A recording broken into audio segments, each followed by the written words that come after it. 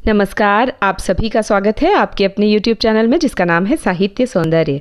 साहित्य सौंदर्य में आज हम जनसंचार माध्यम के अंतर्गत कविता लेखन पढ़ने जा रहे हैं, जो कक्षा 12वीं हिंदी इलेक्टिव तथा हिंदी कोर दोनों प्रश्न पत्र में इसके प्रश्न पूछे जाते हैं। तो आइए जानते हैं कविता विधा के बारे में कि यह कैसी विधा है, इसकी क्या विशेषताएं हैं और इसमें लेखन किस तरह से किया जा सकता है तथा बोर्ड की दृष्टि से इसमें कौन से प्रश्न पूछे जाते हैं इत्यादि की विस्तृत जानकारी आज के इस वीडियो में हम लेंगे। क्या है कविता? कविता क्या है? जब कवि भावनाओं के प्रसव से गुजरते हैं तो कविताएं प्रस्फुटित होती हैं। यह कहना है आचार्य रामचंद्र शुक्ल जी का। अर्थात जब कवि भावनाओं को अपने मन में धारण करते हैं तो कविताओं का जन्म होता है।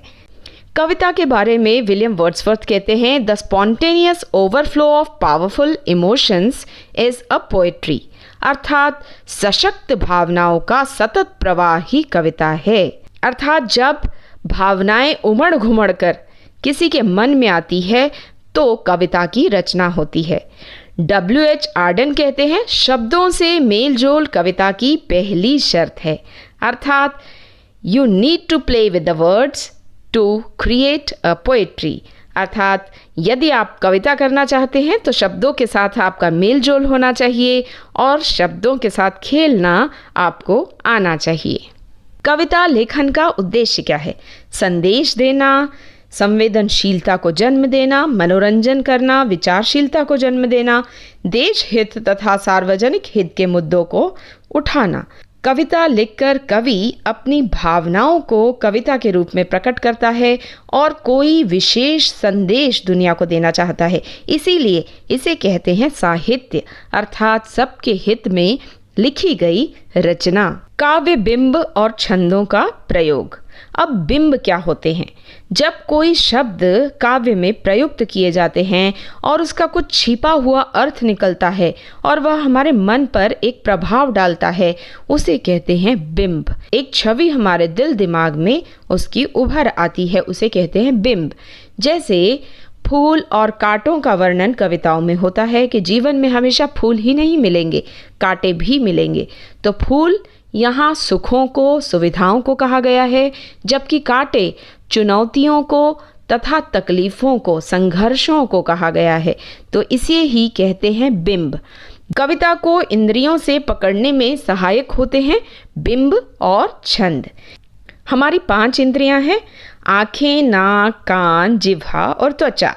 इन 5 इंद्रियों को पकड़ने में सहायक होते हैं बिंब और छंद। अर्थात कविता में जब बिंब और छंद का प्रयोग हो जाता है तो हम 5 इंद्रियों के साथ उस कविता को पढ़ते हैं, सुनते हैं, समझते हैं और हमारी आंखों के आगे एक चित्र उपस्थित होता है। जब आप कोई फिल्म का गीत भी सुनते हो, आपने देखा होगा कि आपके कान, आपका मन पूरा उस गीत में रम जाता है। 5 इंद्रियां आपकी उसमें रम जाती है। तो यही विशेषता है बिंब और छंदों की कविता में। हमारे पास दुनिया को जानने का एकमात्र सुलभ साधन हमारी 5 इंद्रियां हैं। बाह्य संवेदनाएं मन के स्तर पर बिंब के रूप में बदल जाती है। कुछ विशेष शब्दों को सुनकर अनायास ही मन के भीतर कुछ चित्र कौंध जाते हैं। ये स्मृति चित्र ही शब्दों के सहारे कविता का बिंब निर्मित करते हैं। उदाहरण के लिए सुमित्रानंदन पंत की कविता संध्या के बाद की पंक्तियों को हम देखते हैं। तट पर बगुलों सी वृद्धाएं, विधवाएं जप ध्यान में मगन, मंथर धारा में बहता जिनका अदृश्य, गति अंतर रोदन। तो यहाँ पर बगुलों सी वृद्धाएं कवि ने कहा है। अब बगुलों के साथ वृद्धाओं की तुलना क्यों की गई है?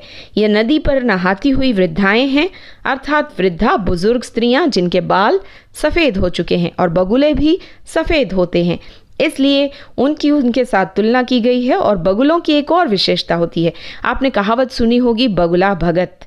अर्थात बगुले पानी में एक टांग पर खड़े रहते हैं और दूसरे टांग से मछली ढूंढ रहे होते हैं, किंतु देखने में ऐसा लगता है कि वे ईश्वर की आराधना कर रहे हैं एक पैर पर खड़े होकर। इसी तरह ये वृद्धा स्त्रियां घाट पर ईश्वर की आराधना कर रही है, किंतु उनका ध्यान पूरा अपनी गृहस्थी में, अपने पर्स में, अपने सामान में है।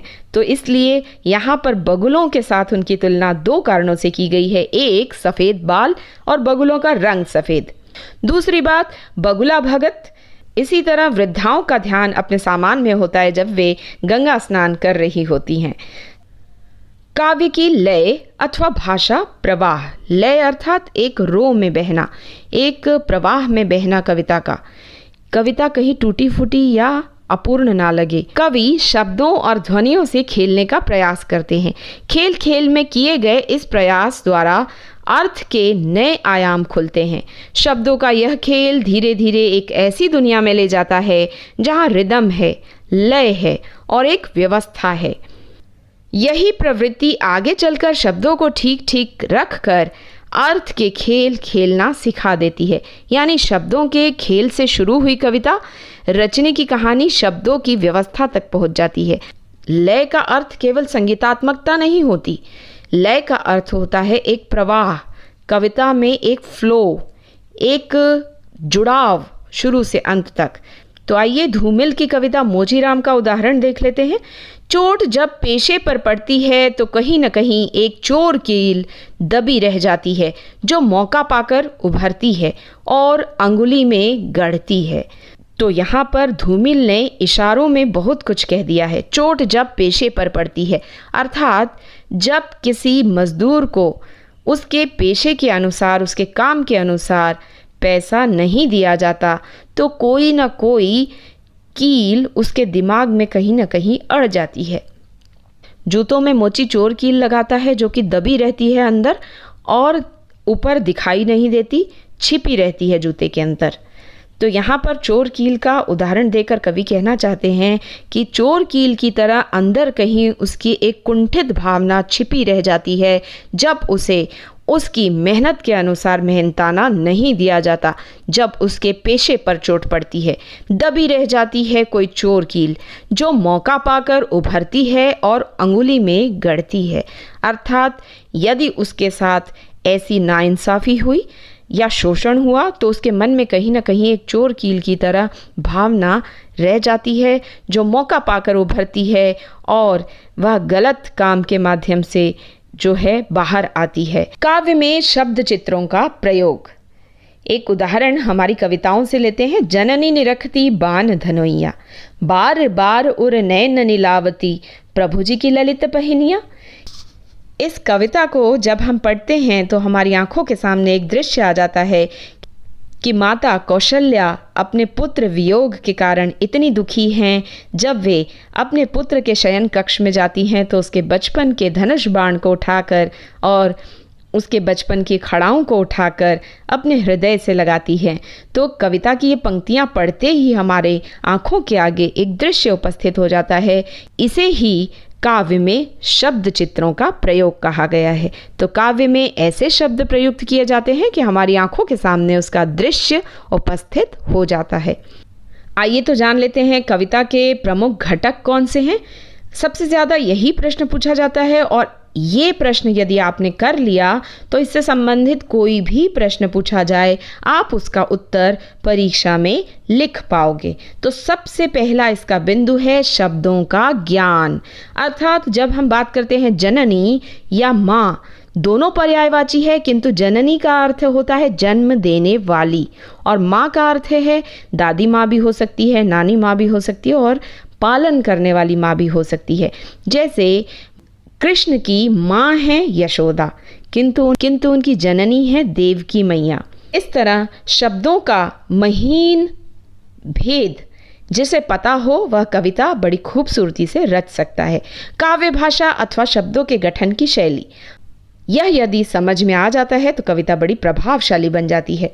बिंब तथा छंद का ज्ञान, शब्दों की लय तथा ध्वनि का ज्ञान होना चाहिए। अर्थात राइमिंग वर्ड्स भी पता होने चाहिए कवि को। शब्द चित्रों का प्रयोग, कम शब्दों में पूरी बात कहने का सामर्थ्य। कविता की सबसे बड़ी विशेषता यही है कि कम शब्दों में बड़ी गहराई की बात कविता के भीतर छिपी हुई होती है। इसे समझने के लिए शब्दों का पूरा सम्यक ज्ञान पाठक को होना चाहिए। आइए देख लेते हैं बोर्ड परीक्षा की दृष्टि से कुछ महत्वपूर्ण प्रश्न। कविता क्या है बताते हुए कविता के घटकों पर प्रकाश डालिए। काव्य रचना में शब्दों की भूमिका स्पष्ट कीजिए। कविता लेखन में लय तथा तुकबंदिता पर प्रकाश डालिए।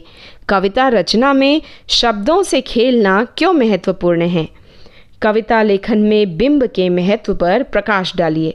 तो इनसे संबंधित, बिंब से संबंधित, तुकबंदिता से संबंधित जो भी कविताएं आपको आती है, इसका उत्तर लिखते समय उन कविता की 2 पंक्तियां आप इसमें अवश्य डालिए। आपका उत्तर बड़ा प्रभावी बन जाएगा।